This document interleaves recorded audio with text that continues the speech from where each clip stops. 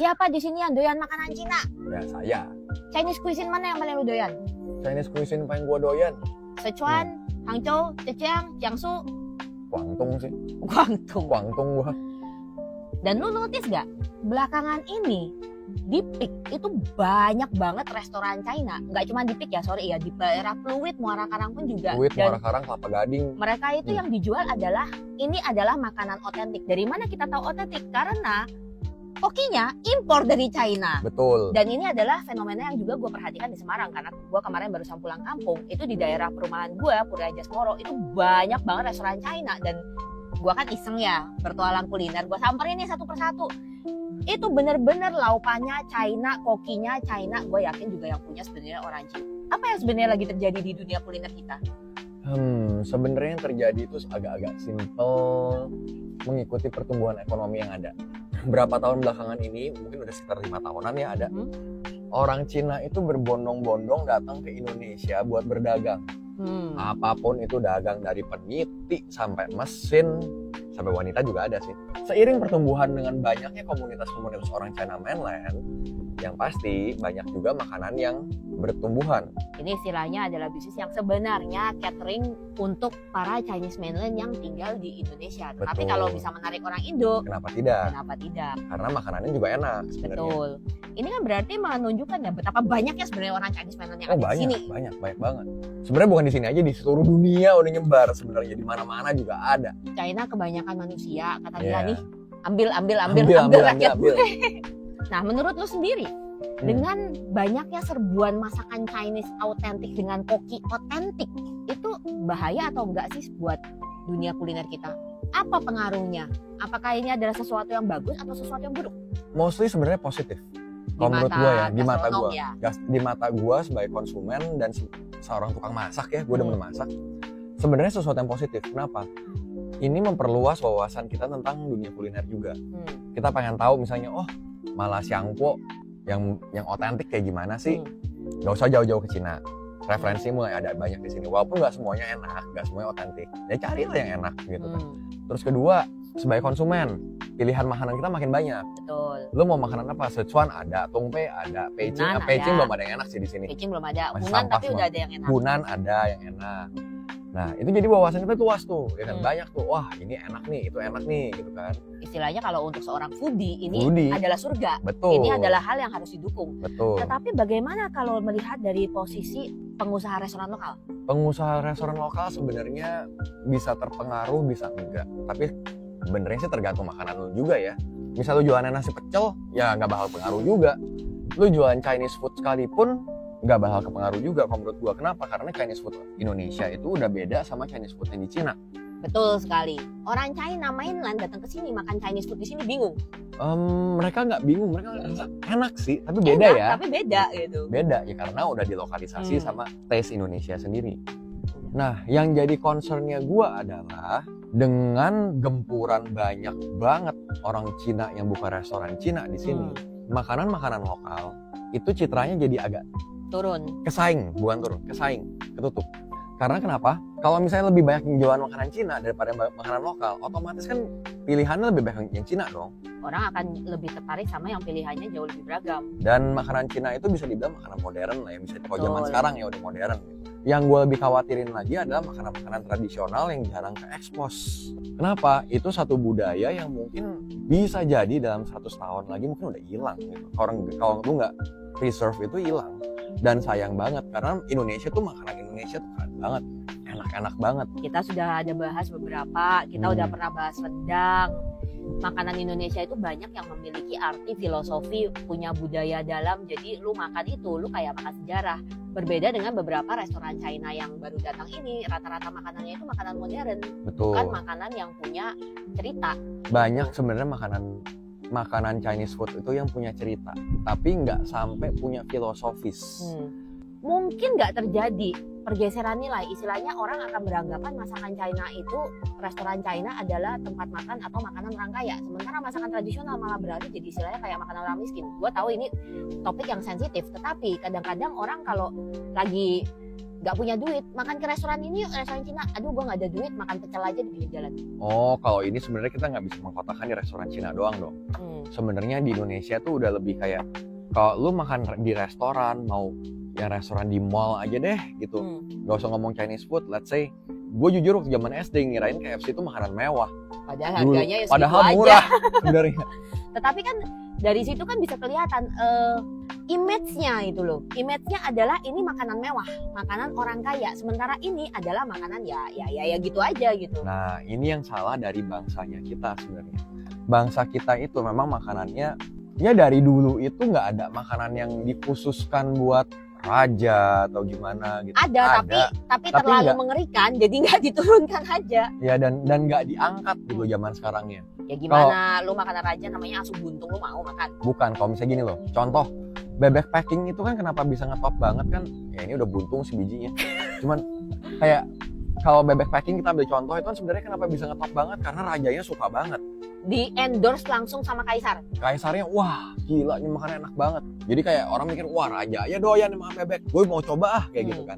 Kalau di Indonesia tuh jarang sekali makanan kayak gitu yang dianggap makanan mewah di Indonesia adalah bahan bakunya biasanya. Kalau zaman dulu kan paling, wah kita bisa makan daging sapi, wah itu mewah banget gitu kan. Kita bisa makan daging ayam, wah itu udah mantap banget gitu. Bukan makanannya, bukan cara masaknya, bukan jenisnya. Ada sih, rendang itu dianggapnya makanan yang mewah zaman dulu. Kenapa? Karena disajikannya pada acara-acara yang besar, acara keagamaan, pesta-pesta dan lain-lain seperti itu. Ada beberapa, tapi gue yakin sebenarnya masih banyak. Betul. Cuman nggak diangkat aja. Dan di zaman sekarang, ketika presiden mencoba makanan tertentu, yang diangkat justru malah tokonya, bukan jenis makanannya. Betul. Jadinya malah jadi tren viral sesaat, kemudian ya udah hilang gitu. Ada satu sih yang berhasil diangkat, yang baru kita bahas juga, sop buntut. Nah, kita harus heads off sama Pak Harto itu, karena Pak Harto, Lady Diana makan sop buntut sampai 3 mangkok.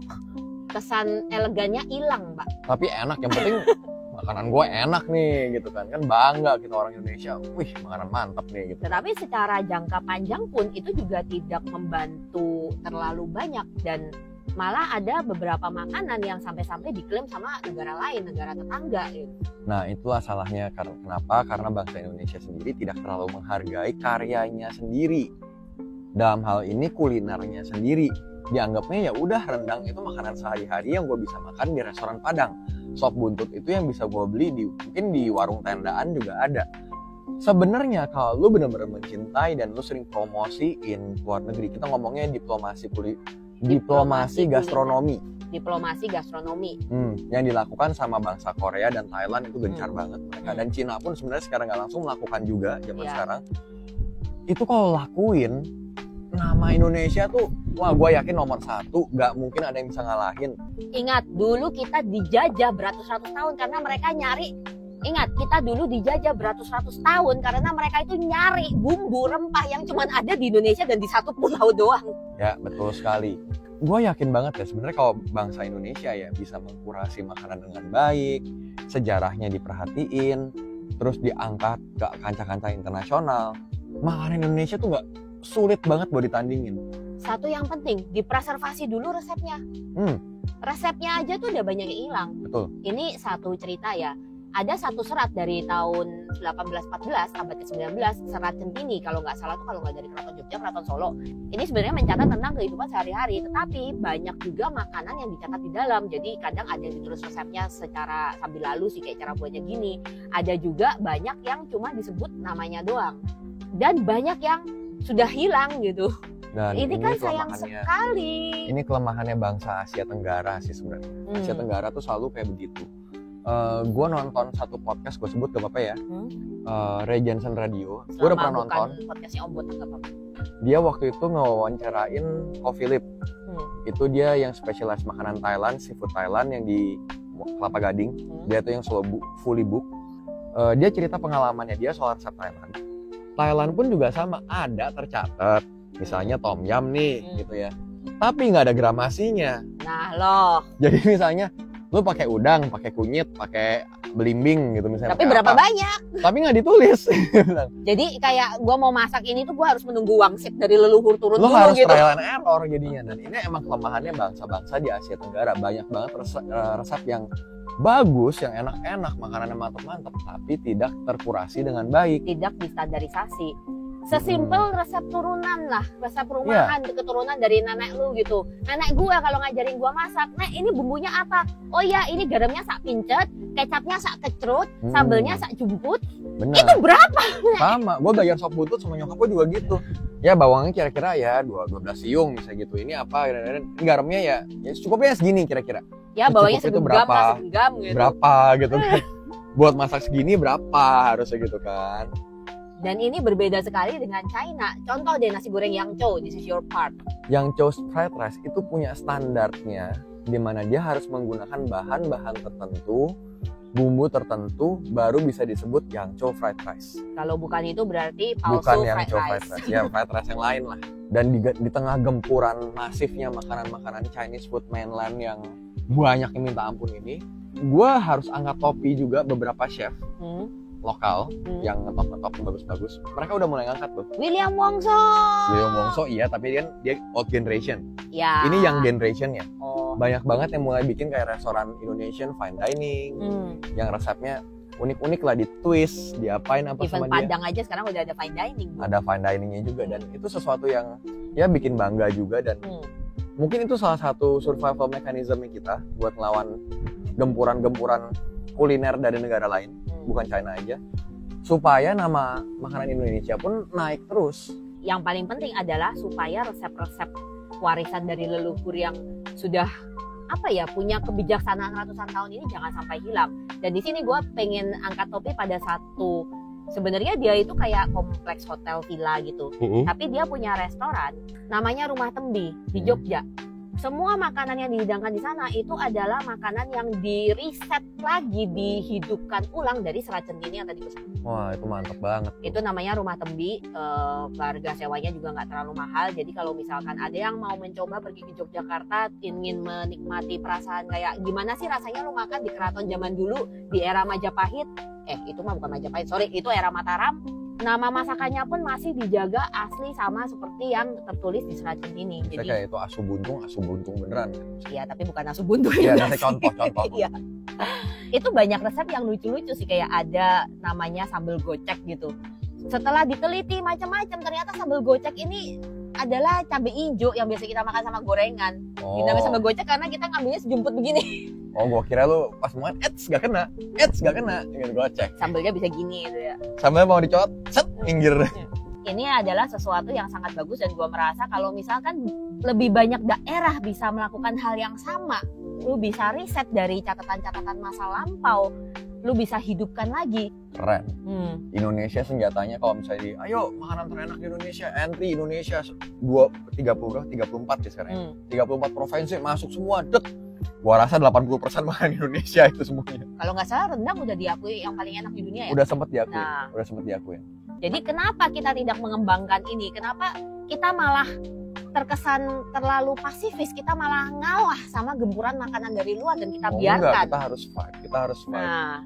Dan shout out buat chef-chef di luar sana yang udah memiliki nama, yang gue support banget kalau kalian naikin derajat makanan Indonesia di kancah internasional, dan gue yakin kita pasti bisa.